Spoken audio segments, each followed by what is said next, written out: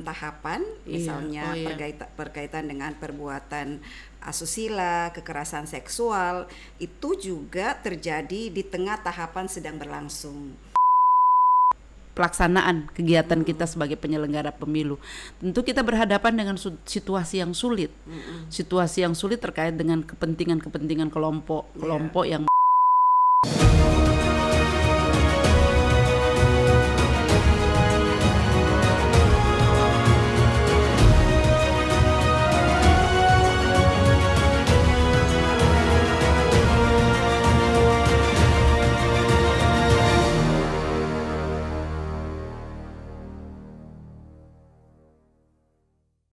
Assalamualaikum warahmatullahi wabarakatuh.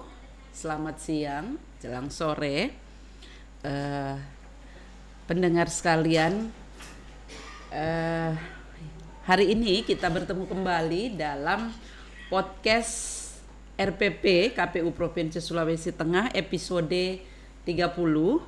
Hari ini kita menghadirkan salah satu narasumber, Komisioner DKPP RI, yang merupakan salah satu majelis terhormat kemarin di dalam beberapa persidangan yang dilaksanakan oleh DKPP, dan beliau ini merupakan salah satu putri Sulawesi Tengah yang berkarir dan mencapai sukses dalam lembaga penyelenggara pemilu di level pusat atau di level kelembagaan penyelenggara pemilu di tingkat pusat. Kemarin beliau adalah merupakan salah satu komisioner juga di Bawaslu RI, dan hari ini mendapat kesempatan untuk diposisikan sebagai salah satu komisioner di DKPP RI, dan merupakan sosok yang sejauh ini banyak memberikan advice atau berbagai masukan terhadap seluruh komponen penyelenggara pemilu yang ada di KPU maupun Bawaslu di Sulawesi Tengah dan di semua kabupaten kota di Sulawesi Tengah. Hari ini kita akan berbincang di episode 30 mengenai beberapa hal terkait dengan kegiatan beliau dan menyangkut poin yang menjadi orientasi tugas dan kerja beliau selama ini melakukan fungsinya sebagai salah satu majelis di lembaga DKPP RI. Tetapi sebelumnya kita berbincang dulu mengenai poin-poin yang beliau lakukan atau menjadi prinsip tugas beliau di dalam lembaga DKPP. Selamat sore. Assalamualaikum warahmatullahi wabarakatuh. Yunda Dewi Ratna Petalolo. Sehat ya? Yunda Nisba juga nih manggilnya. Sehat. Alhamdulillah sehat. Gak apa-apa kan, supaya lebih akrab kita memanggil Yunda ya. Oke, terima kasih.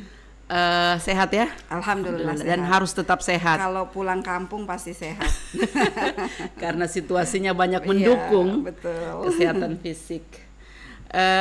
Tadi saya sudah menyampaikan beberapa hal terkait dengan posisi Yunda sebagai komisioner DKPP yang bertugas sejauh ini dan merupakan komisioner Bawaslu juga di periode kemarin 2017-2022.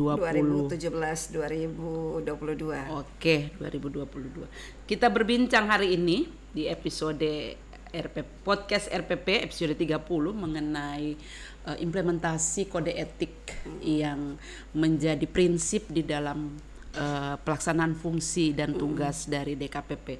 Bisa dielaborasi sedikit Yunda terkait dengan apa sih sebetulnya yang dimaksud dengan kode etik perilaku penyelenggara pemilu? Silakan.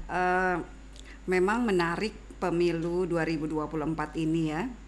Karena jika kita bandingkan dengan pemilu 2019 dan pilkada serentak 2020, ada pergeseran isu di mana di 2024 ini yang sangat menonjol itu justru terkait dengan etika penyelenggara pemilu dan etika pemilu itu sendiri ya. Bahkan di tahun 2024 ini baru pertama kali Ketua Mahkamah Konstitusi diberikan sanksi pelanggaran etik terkait oleh dengan DKPP? Bukan ya, oleh lembaga etik Mahkamah Konstitusi.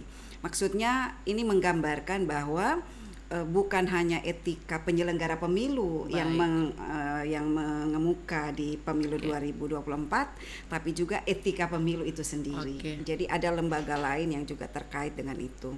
Nah, sehingga memang kerja-kerja lembaga DKPP ini tentu dibutuhkan untuk fokus bekerja keras, kemudian mengkonsolidasikan seluruh jajaran pimpinan, kemudian tenaga ahli dan termasuk sekretariat di dalam menangani perkara-perkara dugaan pelanggaran etik penyelenggara pemilu yang secara angka memang di tahun 2023, 2024 sejak kami menjadi pimpinan di DKPP itu angkanya terus mengalami kenaikan.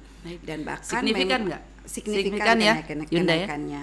Dan bahkan yang menjadi keprihatinan DKPP di periode 2024 ini perkara-perkara non tahapan, misalnya berkaitan dengan perbuatan asusila, kekerasan seksual, itu juga terjadi di tengah tahapan sedang berlangsung. Nah, dan ini berbeda dengan periode pemilu-pemilu sebelumnya. Nah, sehingga menurut DKPP penanaman pemahaman kepada penyelenggara pemilu tentang etika dan pedoman perilaku penyelenggara pemilu itu menjadi sangat penting, sehingga dalam segala dalam setiap waktu yang kami bisa mengisi, baik itu kegiatan yang dilakukan oleh KPU ataupun Bawaslu, DKPP sebisa mungkin selalu hadir untuk memberikan kontribusi pemikiran, pemahaman tentang etika penyelenggara pemilu. Nah, apa sih sebenarnya etika penyelenggara pemilu?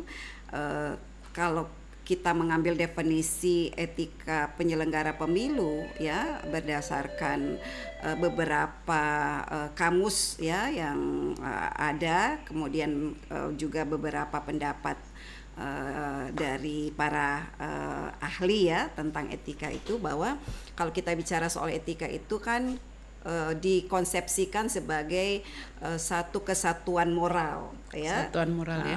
Jadi tidak bicara soal norma-norma hukum saja, tapi bagaimana membangun moralitas ya, membangun perilaku yang berkaitan dengan penyelenggaraan pemilu, terutama bagaimana tindakan-tindakan yang dilakukan oleh penyelenggara pemilu itu menunjukkan bahwa mereka betul-betul profesional dan bisa menjaga integritas sebagai penyelenggara pemilu. Karena menjadi penyelenggara pemilu ini kan sebenarnya bukan tugas yang mudah. Godaan itu bisa datang setiap saat oleh siapa saja, sehingga penyelenggara pemilu itu harus betul-betul dipastikan bisa menjaga integritasnya agar integritas penyelenggaraan pemilu itu juga bisa terjaga dengan baik. Baik Yunda, saya masuk sedikit. Ada perspektif yang mengatakan bahwa pemilu berintegritas itu adalah jantung dari pelaksanaan pemilu. Dalam posisi ini mungkin bisa dijelaskan bagaimana kode etik perilaku penyelenggara itu bisa diletakkan sebagai sebuah bentuk daripada pelaksanaan prinsip-prinsip pemilu yang berintegritas itu sebagai jantung pelaksanaan pemilu, kekuatannya. Ya, saya kira kita semua sependapat ya kalau saya mengatakan bahwa jika penyelenggara pemilunya berintegritas, sudah pasti pemilunya berintegritas. Sebaliknya kalau penyelenggara pemilunya tidak berintegritas, maka sudah pasti pemilunya tidak berintegritas. Karena konstitusi kita meletakkan secara tegas bahwa pemilu itu dilaksanakan oleh penyelenggara pemilu yang secara eksplisit disebutkan oleh suatu komisi pemilihan umum. berdasarkan putusan Mahkamah Konstitusi nomor 11 tahun 2010 termasuk di dalamnya Bawaslu. Berarti tidak ada lembaga lain yang diberi kewenangan untuk menyelenggarakan pemilu kecuali 2 lembaga ini. Oleh karena itu DKPP hadir memastikan apakah kedua lembaga yang diberikan kewenangan yang besar ini akan melaksanakan tugas, fungsi dan wewenangnya sesuai dengan apa yang diamanahkan oleh undang-undang dan perangkat-perangkat hukum teknis yang dibuat oleh kedua lembaga ini. Nah, jadi DKPP harus hadir untuk memastikan mereka menerapkan prinsip-prinsip penyelenggaraan pemilu, yaitu pertama, prinsip jujur, kemudian mandiri, akuntabel, kemudian berkepastian hukum, jujur, adil, transparan, efisien, efektif, kemudian berdiri di atas kepentingan umum. Nah, ini yang memang harus betul-betul dipastikan karena kontestasi ini mau tidak mau sangat dekat dengan kepentingan politik. Bahkan pemilu itu adalah kontestasi politik.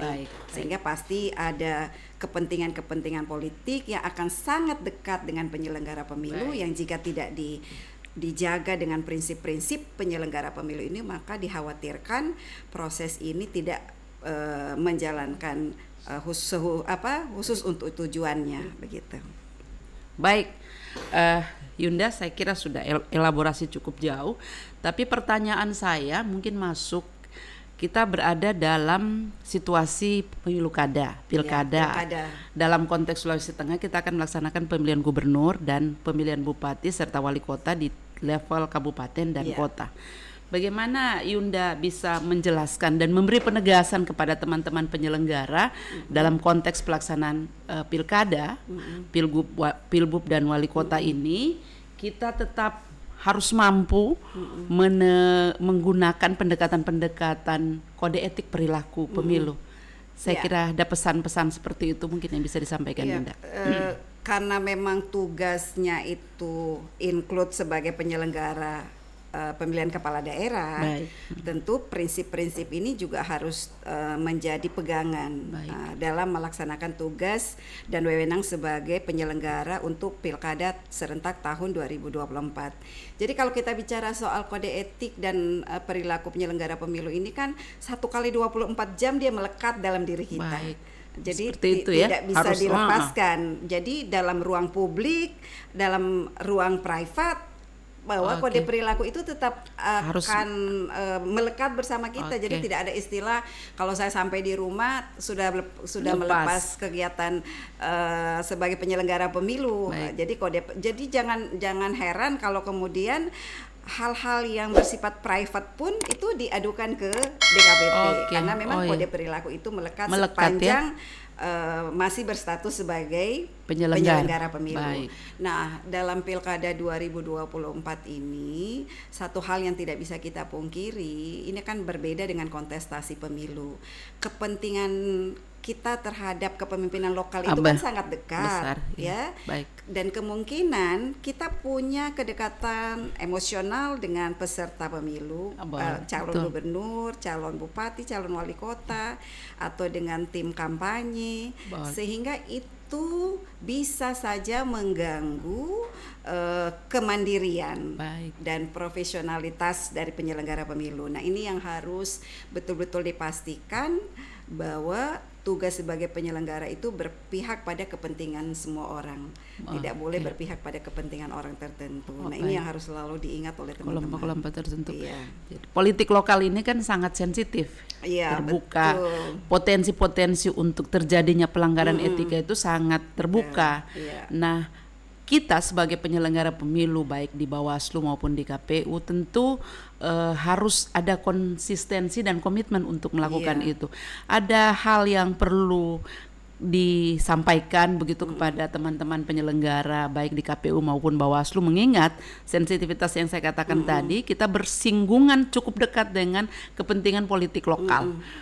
Kita pernah berada di ruang yang sama mungkin nanti dengan calon-calon yang akan ditetapkan sebagai calon. Ini bagaimana Yunda melihatnya? memang tidak mudah ya, pasti ini akan menjadi tantangan berat.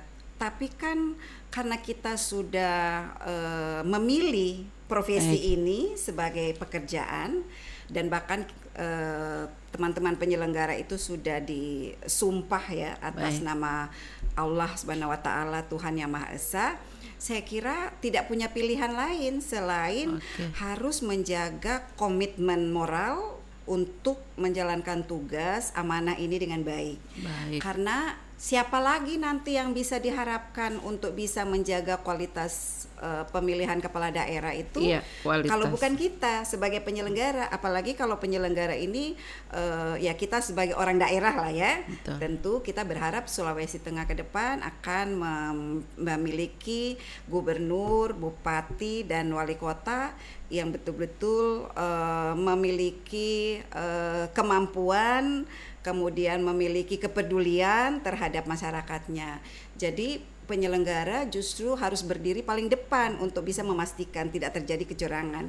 Jangan justru menjadi pelaku, karena dalam beberapa perkara-perkara yang ditangani oleh DKPP justru penyelenggara itu pelaku. Jadi pelaku apa ini? Pelaku pergeseran suara, kemudian pelaku menerima suap, pelaku yang mencoblos sisa surat suara.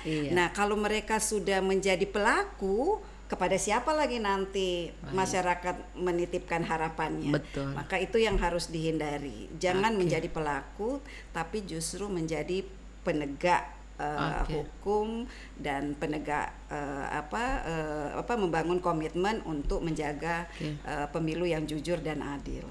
Ya. Yunda, berkaca kepada pelaksanaan pemilu 2024 kemarin, serentak 2024, dan mungkin kita bisa mengambil juga beberapa hal dari pelaksanaan Pilkada 2020. Itu yang akan digunakan sebagai bahan untuk pelaksanaan kegiatan kita sebagai penyelenggara pemilu. Tentu kita berhadapan dengan situasi yang sulit.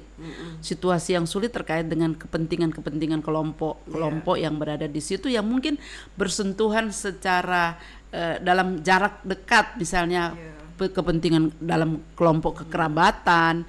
Kita tahu kalau di Sulawesi Tengah itu kan hubungan-hubungan kekerabatan itu sangat kuat. Betul. Nah, kita berkaca dari pelaksanaan pemilu kemarin dan Pilkada 2020, bagaimana Yunda melihat persoalan itu terkait dengan etika penyelenggara pemilu?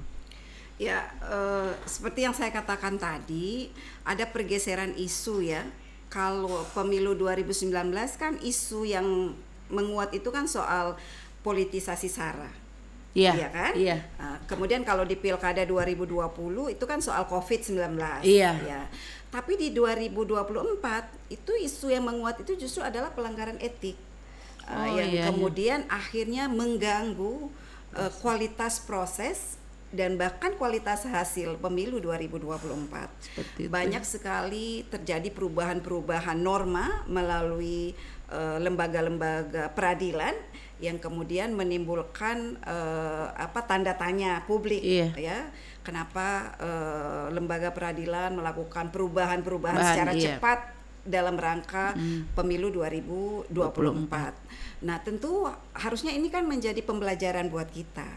Bahwa integritas pemilu itu sebenarnya sudah harus dimulai dari integritas hukumnya.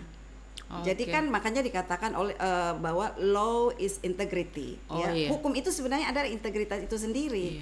Jadi kita paham bersama undang-undang tentang pemilihan kepala daerah kita ini kan sebenarnya ada banyak masalah di dalamnya. Yang kemarin sebenarnya didorong untuk dilakukan revisi untuk membenahi permasalahan itu. Tetapi kan respon dari pengambil kebijakan kan tidak seperti yang diharapkan oleh masyarakat. Akhirnya kita harus melaksanakan pilkada dengan undang-undang yang sama yang masih ada beberapa masalah sebenarnya yang mungkin akan menjadi potensi juga nanti pada pelaksanaannya. Tapi kan saya ingat ada satu kata-kata bijak dari hakim agung di Amerika itu katakan begini. Berikan saya penegak hukum, 2 penegak hukum yang jujur, dengan hukum sejelek apapun akan saya tegakkan keadilan. Jadi kata kuncinya di sini sebenarnya adalah kepada penyelenggara. walaupun undang-undang penyelenggaraan pilkada kita ini masih banyak masalah, tapi kalau kita punya komitmen menegakkan pemilu yang jujur, pemilu yang adil, insya Allah semua akan bisa berjalan dengan baik. Baik, gitu. Iya, saya kira cukup banyak ya elaborasi dari Yunda Dewi ini selaku Komisioner DKPP RI, dan ini akan menjadi pesan penting buat kita sebagai penyelenggara pemilu. Satu hal lagi yang kami ingin dengar, posisi Yunda ini tentu berdekatan dengan kelompok-kelompok kepentingan yang ada di Sulawesi Tengah, baik penyelenggara pemilu, KPU, Bawaslu, maupun kelompok-kelompok kepentingan yang menjadi peserta pemilu. Ini saya sebut sebagai sebuah segregasi, kedekatan kepentingan ini. Tentu akan banyak pesan-pesan yang tidak kelihatan begitu. Apakah dalam situasi seperti ini Yunda Dewi cukup tergerus atau masuk dalam kendali-kendali seperti itu? Ya, alhamdulillah semua bisa teratasi dengan komunikasi yang baik. Ya, komunikasi yang saya maksud tentu sepanjang itu kepentingannya untuk menegakkan pemilu yang jujur dan adil, itu bisa kita laksanakan.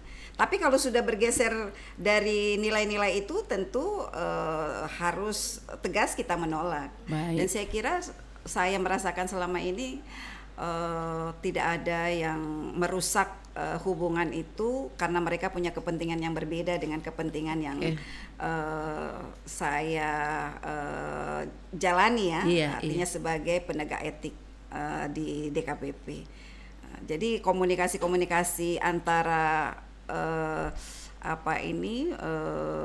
penyelenggara, kemudian tokoh-tokoh politik yang ada di Sulawesi Tengah itu masih bisa saya lakukan dengan baik dan masih tetap terjaga dengan baik. Bahkan kalau ada hal-hal yang mereka anggap penting untuk mereka tanyakan, mereka akan menanyakan secara langsung. Mengkonfirmasi. Iya, betul. Itu kerja profesionalitas ya.